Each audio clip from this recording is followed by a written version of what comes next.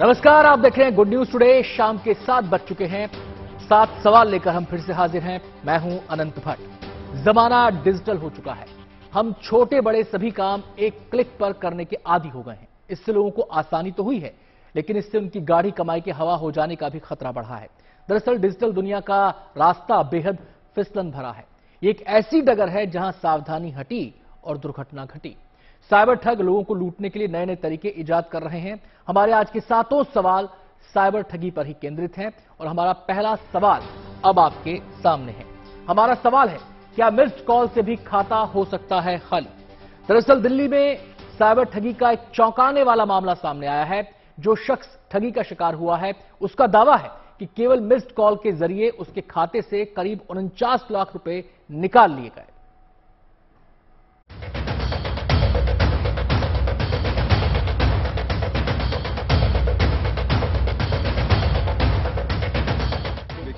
देश में बढ़ते साइबर अपराधों को देखते हुए रिजर्व बैंक ऑफ इंडिया ने कुछ दिनों पहले एक मुहिम शुरू की, कभी भी किसी के साथ शेयर न करें। आप रहेंगे सावधान तो नहीं होगा नुकसान। जिसमें ग्राहकों को ये समझाया जाता था कि वो अपना पिन या OTP नंबर किसी के साथ शेयर न करें। लेकिन सरकार के आम लोगों को जागरूक करने के इन प्रयासों को भी साइबर क्रिमिनल चकमा देने में कामयाब हो रहे हैं। हर दिन वो लोगों को धोखा देने के नए नए तरीके खोज कर निकाल रहे हैं। ताजा मामला दिल्ली का है, जहां एक सिक्योरिटी एजेंसी चलाने वाले व्यक्ति के साथ साइबर ठगी की गई। लेकिन इस ठगी को अंजाम देने वाले अपराधियों ने इस बार फर्जीवाड़े का ऐसा जाल बुना जिससे जांच कर रही एजेंसियां भी चौंक गई। इस बड़ी ठगी में न तो पीड़ित से किसी तरह की OTP की मांग की गई और न ही किसी पासवर्ड का हुआ लेन देन, लेकिन इसके बाद भी पीड़ित के अकाउंट से करीब 49 लाख रुपए निकाल लिए गए। ये हैं योगेश यादव, जो एक सिक्योरिटी एजेंसी के मालिक हैं। 13 नवंबर को उनके फोन पर एक अनजान नंबर से कॉल आई। इसे उठाने के बाद उधर से कोई आवाज नहीं आई। इसके बाद उन्हें लगातार मिस कॉल आती रही। 3-4 बार फोन उठाया भी, लेकिन किसी की आवाज नहीं आई। मिस कॉल आने का सिलसिला करीब 1 घंटे तक चलता रहा। लेकिन जब मिस कॉल आने का सिलसिला रुका तो वो अपने मोबाइल फोन पर बैंक से आया मैसेज देखकर चौंक गए।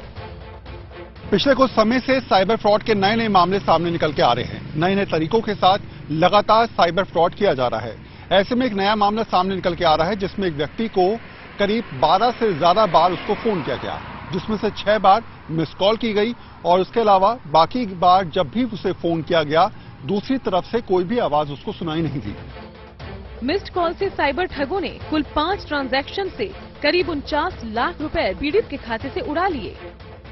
हमारे करंट अकाउंट से संडे 13 नवंबर को करीबन 7 से 8 बजे के बीच 48,63,000 की इलीगल ट्रांजैक्शन हुई है, जिसका हमने किसी चीज का OTP शेयर नहीं किया और ऑटोमेटिकली हमें डेबिट का मैसेज आ जाता है। 12-12 लाख रुपए की 2 ट्रांजैक्शन, 10 लाख रुपए की 2 ट्रांजैक्शन और 4,63,000 की 1 ट्रांजैक्शन। पीड़ित का कहना है कि उन्होंने किसी के साथ न तो कोई OTP शेयर किया था और न ही किसी ने उनसे उनके खाते का पासवर्ड मांगा था। इस हैरत अंगेज ठगी की शिकायत पीड़ित ने साइबर सेल में कर दी है और इस मामले में पुलिस ने FIR भी दर्ज कर ली है।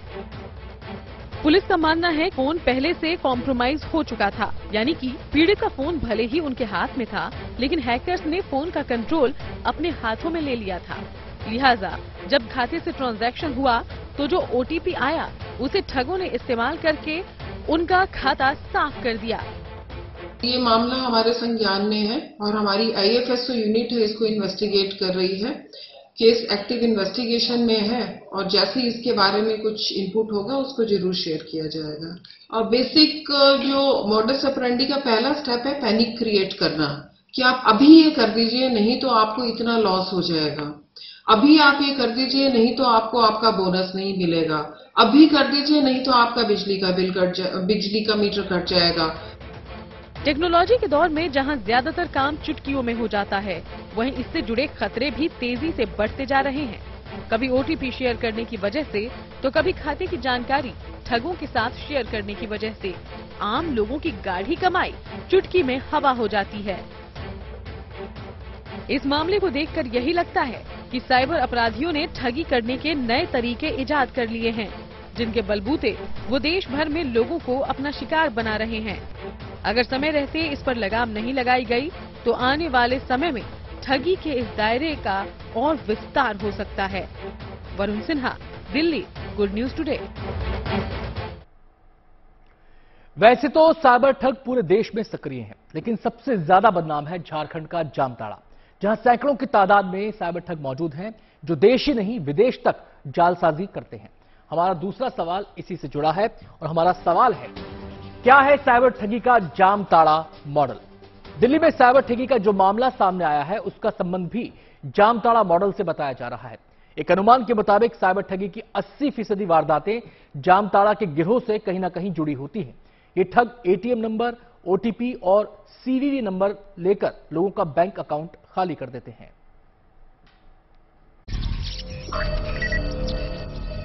नमस्कार भाई और बहन, आप बने हैं करोड़पति, वो भी घर बैठे। नीचे दिए गए नंबर पर फोन घुमाइए और अभी के अभी बहुत बड़ी धनराशि पाइए। ये खेल है ऑनलाइन ठगी का। सर, आपको एक कॉल आपके कार्ड से संबंधित किया जा रहा है। ये खेल है आपकी गाढ़ी कमाई को सिर्फ चंद सेकंड्स में आपके बैंक अकाउंट से उड़ा देने का। सर, आपके कार्ड पे एक नंबर होगा 16 अंकों का, कि वो कंफर्म करा दीजिए। न डकैती, न लूटपाट, सिर्फ घर बैठे आपके पैसे गायब। न बंदूक, न चाकू, सिर्फ मोबाइल फोन और आप लुट गए। सर, आपका एटीएम कार्ड एक्सपायरी होने वाला है सर। ऐसे कैसे होने वाला है? वो आपको लालच देते हैं, आपकी मजबूरी को डर में बदलते हैं। I'm speaking to Mr. Umesh Mehta. वो आपकी टेक्नोलॉजी की कम जानकारी का फायदा उठाते हैं और एक चूक आपको बर्बाद कर देती है। दिल्ली में साइबर ठगी का चौंकाने वाला एक ऐसा मामला सामने आया है जिसमें शातिर ठगों ने न ओटीपी पूछा और न ही बात की, सिर्फ एक कॉल किया और एक शख्स के अकाउंट से 50 लाख रुपए निकाल लिए। इस शख्स के फोन पर कई बार अनजान नंबर से फोन आया, फोन भी उठाया, लेकिन उधर से किसी की आवाज नहीं आई। कुछ देर के बाद बैंक से मैसेज आया और मैसेज पढ़कर शख्स के होश उड़ गए। पुलिस के मुताबिक इस तरह की वारदात को जामताड़ा से अंजाम दिया गया है। ऑनलाइन ट्रांजैक्शंस करें तो आपको पता हो कि आपको अपना ओटीपी किसी से शेयर नहीं करना है। आपको कोई लिंक आते हैं कि इस लिंक के ऊपर आप क्लिक करिए, वो होगा बैंक के नाम से, लेकिन हो सकता है किसी प्राइवेट पर्सन ने आपको फ्रॉड करने के लिए वो लिंक भेजा हो। तो लिंक कहां से ओरिजिनेट हो रहा है उसको देखें और उसको क्लिक करने की क्या जरूरत है उसके ऊपर देखें। तो आज के जमाने में हमें बहुत ज्यादा सतर्क रहना है, क्योंकि टेक्नोलॉजी के साथ साथ उसकी यूसेज के साथ साथ उसके ऊपर होने वाले जो ये नए नए टाइप के क्राइम है ये भी बढ़ रहे हैं। हेलो सर, आपको एक कॉल आपके कार्ड से संबंधित किया जा रहा है। सर, बताना चाहूंगी कि आपके खाते को 50,000 की लॉटरी लगी है। सर, आपका एटीएम कार्ड एक्सपायरी होने वाला है सर। ऐसे कैसे होने वाला है? सर, आपके कार्ड पे एक नंबर होगा 16 अंकों का, कि वो कंफर्म करा दीजिए। जामताड़ा झारखंड संथाल परगना इलाके में बसा एक छोटा सा शहर है। अब इसे जिले का दर्जा मिल चुका है। स्मार्टफोन का दौर आया तो यहाँ के युवाओं ने घर बैठे बैठे ऑनलाइन ठगी की तरकीबें सीख ली। कुछ लोगों ने बड़े महानगरों में जाकर कॉल सेंटर, साइबर कैफे से लेकर मोबाइल मरम्मत की दुकानों में जाकर चिप बदलने से लेकर सॉफ्टवेयर के जरिए ठगी के नुस्खों की ट्रेनिंग ली। धीरे धीरे ऑनलाइन ठगी करने वालों की कई गिरोह बन गए। आज ये जिला साइबर क्राइम के लिए सबसे ज्यादा फेमस है, क्योंकि 80% ठगी की घटनाएं जामताड़ा से जुड़ी रहती हैं। शातिर ठगों ने जाली सिम कार्ड लगाकर, नकली बैंक मैनेजर बनकर, ग्राहकों के कार्ड ब्लॉक होने की बात कहकर उनसे एटीएम नंबर, ओटीपी और सीवीवी नंबर लेकर उनका बैंक अकाउंट खाली कर देते हैं। साइबर अपराधियों ने ऑफर के नाम पर जमकर ठगी की। वे किसी को मोबाइल पर कॉल कर झांसा देते थे कि मोबाइल कंपनी ने उनके नंबर का सेलेक्ट किया है, उनके नाम पर लकी ड्रॉ में बाइक, कार, कीमती चीज निकली, उसे पाने के लिए पहले फिक्स्ड अमाउंट पे करना होता है। जामताड़ा जैसे अभी 7-8 हॉटस्पॉट बन चुके हैं इंडिया भर में, तो एक पैटर्न तो समझ में आ रहा है कि अब तेजी से मशरूम हो रहा है। 20-25 और हॉटस्पॉट बन जाएंगे। इनको सिम कार्ड दिलाए जाते हैं, इनको बैंक अकाउंट अवेलेबल होते हैं, क्योंकि बिना बैंक अकाउंट, बिना सिम कार्ड के आप फाइनेंशियल फ्रॉड नहीं कर सकते। और बैंक अकाउंट से पैसा इतना तेजी से निकलता है कि 4-5 घंटे के अंदर 70-75 लाख रुपए निकल जाता है। और ये सिस्टम जब तक इनको सपोर्ट नहीं करेगा ऐसा संभव नहीं है। अचानक ये चीजें बैंक को दिखाई दे रही हैं कि इतना ट्रांजैक्शन हो रहा है, ये जा रहा है, और इंस्टेंटली 75 लाख रुपए मूव हुआ। लेकिन चूंकि एक सिस्टम है जो इनको बाईपास कर रहा है और वो अलर्ट नहीं रेज हो रहा टाइमली, तो उसका वो बेनिफिट उठाए। हाईटेक जमाने में ये आधुनिक ठगी है। झारखंड के जामताड़ा मॉडल पर अब कई ऐसे काम हो रहे हैं और अब शातिर हाईटेक टेक्नोलॉजी की मदद से सिर्फ मिस्ड कॉल के बदौलत ठगी को अंजाम दे रहे हैं। इन शातिर ठगों से बचने का सबसे अच्छा तरीका है कि सतर्क रहें, लालच में न पड़े। जहां तक हो सके अननोन नंबर से आने वाले कॉल्स को अवॉइड करें और इस तरह की ठगी का शिकार न हो। Varun Sinha, Delhi, good news today. दरअसल डिजिटल लेनदेन के आंकड़े देश में तेजी से बढ़ रहे हैं। लोग सब्जी खरीदने से लेकर हवाई टिकट बुक कराने में भी डिजिटल तकनीक का सहारा ले रहे हैं। डिजिटल कारोबार के बढ़ते आंकड़े जालसाजों को भी ठगी का मौका उपलब्ध करा रहे हैं। अब नजर हमारे तीसरे सवाल पर, जो अब आपके सामने है। सवाल है, क्यों बढ़ रही है साइबर क्राइम की घटनाएं? साइबर क्राइम के तमाम पहलुओं पर बातचीत करने के लिए हमारे साथ एक एक्सपर्ट मौजूद हैं, जो साइबर सिक्योरिटी एक्सपर्ट हैं। नाम है कनिष्क गौड़। कनिष्क जी, बहुत बहुत स्वागत है आपका। सबसे पहला सवाल तो उस मसले से जुड़ा है जिसने सबको चौंका दिया है। मेरा सीधा सवाल है, क्या मिस्ड कॉल से बैंक खाता साफ हो सकता है? जी देखिए, ये सिर्फ मिस्ड कॉल नहीं है, इसके पीछे बहुत सारी कड़ी जुड़ी हुई है। ये मामला है स्विम स्वैपिंग का, जहां पे जो हैकर्स हैं उन्होंने एक डुप्लीकेट सिम इशू करवाया है और जिनके अकाउंट से पैसे गए हैं उनको फोन गया है और जो ओटीपी है जो आईवीआर के द्वारा उनके पास है उसको सुना है। अब जानने की बात यह है कि फोन जब उन्होंने उठाया है तो साथ में कोई पैरेलल कॉल चल रहा था और ये ओटीपी जामताड़ा के जो हैकर्स हैं उन्होंने सुना है, तो जिसकी वजह से ये पैसा निकला है। सिर्फ मिस्ड कॉल देके पैसा नहीं निकला है। तो हमें सतर्क रहना होगा कि अगर हमें किसी अननोन नंबर से कॉल आ रहा है तो उस कॉल को हम मर्ज ना करें, उसके में अपनी कोई ओटीपी या पिन ना शेयर करें, या किसी ने अगर आईवीआर का ट्रांजैक्शन इनिशिएट किया हुआ है जी, तो उस समय हमारे पास अगर वो डिटेल आई हुई है तो वो तीसरे बंदे को सुनाई ना दे। तो वो सारी चीजें बहुत जरूरी है समझने के लिए। कनिष्क, ये बातें जो आपने बताई, ये जो जागरूकता अभियान साइबर ठगी को लेकर चलाए जाते हैं, उनके तहत लोगों को लगातार बताई जा रही हैं। लेकिन जिस शख्स के साथ ये ठगी हुई है, उनका दावा ये है कि मिस कॉल आई, उन्होंने कॉल अटेंड नहीं की और उसके बावजूद लगातार मिस कॉल आती रही। उसके बाद उनके पास मैसेज आया कि इतना क्या ट्रांजैक्शन आपके खाते से हो चुका है। और दूसरी बात जो आप कह रहे हैं कि आप डुप्लीकेट सिम या फिर एक नकली सिम क्रिएट कर लिया गया। अगर नकली सिम क्रिएट ही कर लिया गया फिर मिस कॉल की जरूरत क्या थी? वो सिम के आधार पर ही ट्रांजैक्शन कर सकते थे। नहीं, तो जब भी आप एक नया सिम किसी के लिए इशू कराते हैं तो पुरानी सिम से आप कंट्रोल लेना चाहते हैं नए सिम के लिए। अब उसके लिए तरीके होते हैं करने के लिए। पहला होता है ओटीपी शेयर करने का तरीका, दूसरा होता है कि अगर ओटीपी नहीं है तो आईवीआर में आपके पास एक कोड आता है जो वॉइस में आपको बताया जाता है जी। तो अब इस केस में मुझे जो समझ में आई है बात यह है कि हैकर्स ने आईवीआर बेस्ड ट्रांजैक्शन सुनने की कोशिश करी है जहां पे ओटीपी बताया जा रहा है और ये ओटीपी उन्होंने सुना है, क्योंकि पहली बार जब फोन किया गया है तो इन्होंने फोन उठाया है और दूसरी साइड से कोई जवाब नहीं आया है जी। तो उस तरह से ये रहा है कि इन्होंने एक डुप्लीकेट सिम में, जो यहाँ पे डायरेक्टर सिक्योरिटी फर्म के हैं, उनके सिम का कंट्रोल ले लिया है। तो हालांकि उनके पास अपना सिम है पर वो ऑलरेडी अपने सिम का कंट्रोल किसी थर्ड पर्सन को दे चुके हैं, जिसकी वजह से ये हैकिंग उनके साथ पॉसिबल हुई। तो क्या ये सिम का कंट्रोल इसलिए गया कि उन्होंने कॉल अटेंड किया? ये सिम का कंट्रोल इसलिए नहीं गया कि उन्होंने कॉल अटेंड किया। ये सिम का कंट्रोल इसलिए गया क्योंकि जब वो सिम के लिए उन्हें कॉल किया गया तो वहां पे दूसरी कॉल पे एक ओटीपी बोला जा रहा था जो उन्होंने एक थर्ड पर्सन को सुनने दिया। तो अगर मैं आपको फोन कर रहा हूं और आपके पास साथ में कोई और कॉल चल रहा है जिससे ओटीपी है तो गया है, तो वो आवाज गई है उनके पास, ओटीपी वाला कॉल चल रहा है जिससे इंफॉर्मेशन उनके पास गई है। मैं लौटता हूं कनिष्क की, बहुत सारे सवाल हैं, तमाम सवालों का जवाब आपसे लेंगे। साइबर क्राइम अपराध की नई तकनीक है जिसके सहारे ठग लोगों की गाड़ी कमाई धोखे से हड़प ले रहे हैं। ऐसी घटनाओं पर लगाम लगाने के लिए सरकार ने साइबर सेल का गठन किया है, लेकिन इसका कन्विक्शन रेट बहुत कम है। ऐसे में हमारा चौथा सवाल अब आपके सामने है और हमारा सवाल है, साइबर अपराधों की रोकथाम के लिए सरकार के पास क्या है उपाय?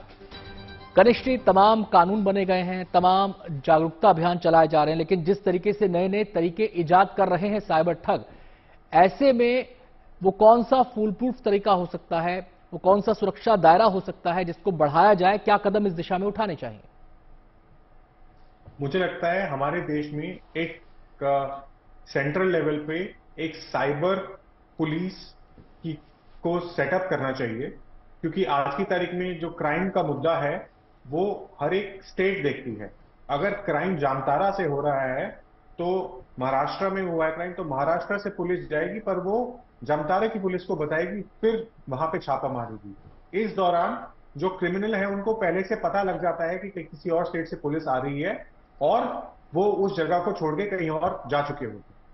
और सबसे ज्यादा दिक्कत ये रहती है कि जो पुलिस होती है उनको आपस में झगड़ना पड़ता है, बताना पड़ता है। इस समय इतना ज्यादा क्राइम सिर्फ जामतारा से नहीं बल्कि और भी जगहों से हो रहा है, इसलिए कोई नेशनल लेवल पे कोई एजेंसी नहीं है। अगर हम देखेंगे कि नेशनल सिक्योरिटी के लिए आपके पास NIA है, आपके पास CBI है, आपके पास इन्फोर्समेंट डायरेक्टरेट है, पर साइबर क्राइम इतना ज्यादा बढ़ रहा है, कोई भी एक नेशनल लेवल की साइबर की एजेंसी नहीं है जी। जिसके पास कनिष्ठ जी आपके पास लौटेंगे, और भी सवाल हैं, उनके भी जवाब आपसे फटाफट जानेंगे। वैसे तो कैशलेस ट्रांजैक्शन का दौर देश में काफी समय से चल रहा है। डेबिट और क्रेडिट कार्ड और नेट बैंकिंग के जरिए भी ट्रांजैक्शन हो रही हैं और आज बड़ी तादाद में लोग डिजिटल लेन देन भी करते हैं। हमारा 5वां सवाल अब आपके सामने है और हमारा सवाल है, बढ़ते साइबर अपराध डिजिटल इंडिया के लिए कितने खतरनाक है?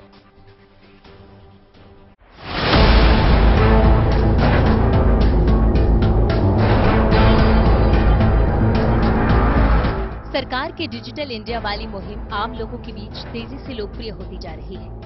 हर साल डिजिटल माध्यम से लेन देन करने वालों का आंकड़ा बढ़ता जा रहा है, लेकिन जैसे जैसे ये आंकड़े बढ़ रहे हैं वैसे वैसे साइबर ठगी का भी खतरा बढ़ता जा रहा है। देश के पिछले 3 साल के आंकड़े देखें तो कुल डिजिटल ट्रांजैक्शन की संख्या 4,572 मिलियन थी, जबकि 2,953 लाख करोड़ रुपए का ट्रांजैक्शन किया गया।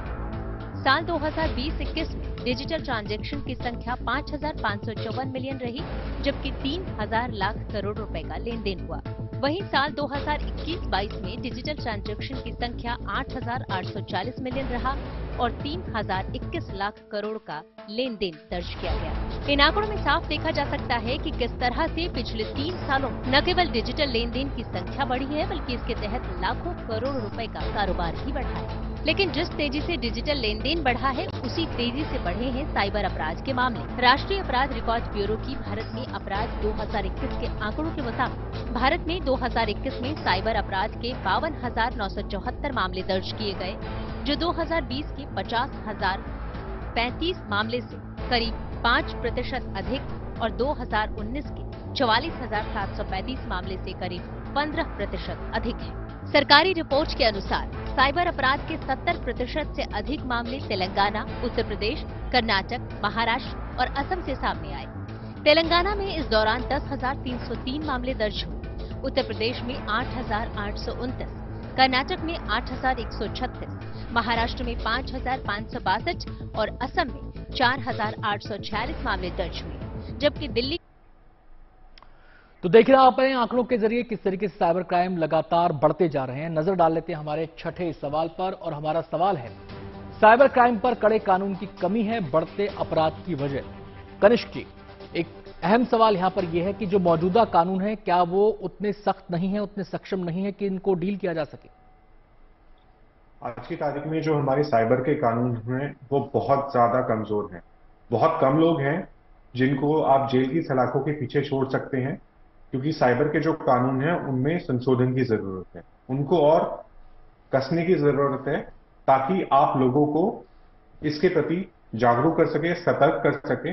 और जो भी क्रिमिनल है उनके मन में एक भय है, इस भय की बहुत ज्यादा कमी है, क्योंकि जो भी लोग पकड़े जाते हैं उनकी जो सजा होती है वो बहुत कम ड्यूरेशन की होती है, और अगर ज्यादातर जो लोग होते हैं वो बेल पे छूट जाते हैं, फिर उनको पकड़ना अपने आप में बहुत मुश्किल कार्य है। और हमने ये भी देखा है कि साइबर से जुड़े जितने भी केस चलते हैं कोर्ट में, उनमें बहुत कम लोगों को सजा दी जाती है, जी, लौटता हूं कनिष्ठ आपके पास। इस बीच अपने सातवें और आखिरी सवाल पर नजर डाल लेते हैं। सवाल है, साइबर क्राइम से खुद को कैसे सुरक्षित रखें? वो कौन से उपाय हैं कनिष्ठ जिनके जरिए हम इससे बच सकते हैं? सबसे पहले कहीं पे भी अपना किसी को भी ओटीपी पिन शेयर मत कीजिए। कोई भी ऐसी वेबसाइट जो आपको लगता है आपको कोई उकसा रहा है शेयर करने के लिए, या कोई भी ऐसी ऐप आपको कोई डाउनलोड करने के लिए बोल रहा है जो आपने इस्तेमाल नहीं की है, उसके बारे में पहले अपने आप विश्लेषण करें, तभी करें। बहुत सारी वेबसाइट होती हैं जो HTTP होती हैं, HTTPS नहीं होती है। ये वेबसाइट इनसिक्योर होती है, इनको एक्सेस ना करें। अगर आपसे कोई बोल रहा है कि आपको बहुत जल्दी में कोई पैसे देने हैं और आपको बहुत ज्यादा एक पैनिक क्रिएट कर रहे हैं, तो रुकिए, सोचिए। किसी को भी जल्दबाजी में पैसे मत दीजिए ऑनलाइन, क्योंकि बहुत ऐसे कम सिनेरियो होते हैं जहां पे लोगों को एक्चुअल में जरूरत होती है। ठग व्हाट्सएप पे या किसी और सिग्नल या टेलीग्राम पे आपको आपके दोस्त बन के ठगी करेंगे और बताएंगे कि भाई आपसे रास्ता छूट गया था, तो उससे हमें बचना चाहिए। लास्टली, कोई भी आपकी ऐसी पॉलिसी है जो आपको याद नहीं है और कोई आपको फोन करके बोले कि ये लैप्स हो गई है, उसको अपग्रेड करने की जरूरत है, उस पर विश्वास मत करिए। कहीं से आपको कोई बोल रहा है आपको पैसे देगा, वेरीफाई करिए कि वो फिजिकली एड्रेस है या नहीं। ऑनलाइन ऐसी कोई भी स्कीम जो आपको बहुत ज्यादा पैसा देने वाली है, वो एक भ्रम है, उसके लिए फॉल मत करिए। बहुत बहुत शुक्रिया कनिष्ठ, तमाम पहलुओं पर विस्तार से रोशनी डालने के लिए। कार्यक्रम में आज इतना ही।